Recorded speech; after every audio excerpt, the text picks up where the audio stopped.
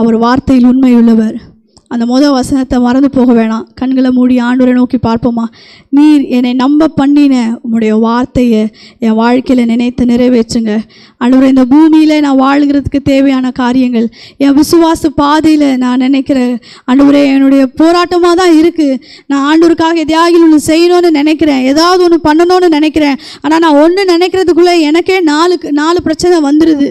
அப்படி ஒரு வேளை போராட்டங்களை பார்த்து பயந்துடாதீங்க. கர்த்தர் உங்கள் வாழ்க்கையில், உங்கள் ஊழியத்தில், நீங்கள் செய்கிற காரியங்களில் என்ன உங்களுக்கு வாக்கு உரைத்தாரோ அதை அவர் செய்ய அவர் வல்லவராக இருக்கிறார்.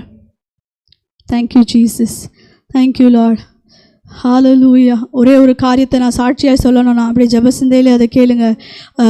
2024ஆம் ஆண்டு அந்த டிசம்பர் மாதத்தில்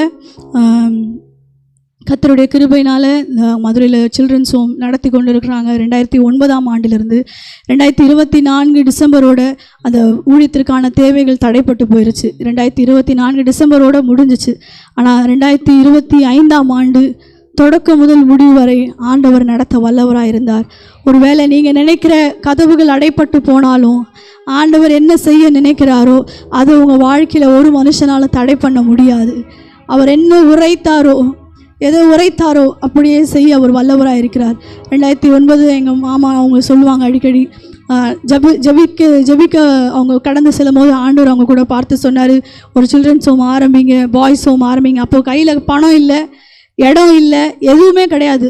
அங்கே இருந்த திருசபையில் தங்க வைத்து வீட்டில் வந்து சாப்பிட்டு அப்படி தான் ஒரு 10 பிள்ளைகளை எடுத்து வளர்த்தாங்க பாய்ஸை.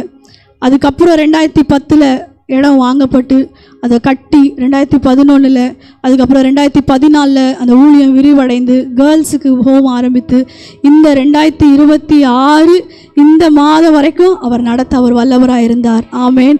அவர் ஒரு ஊழியக்காரருக்கு சொன்னார், ஒருவேளை அவரே இந்த உலகத்தை விட்டு கடந்து சென்றாலும் அவர் மறந்து விடலை.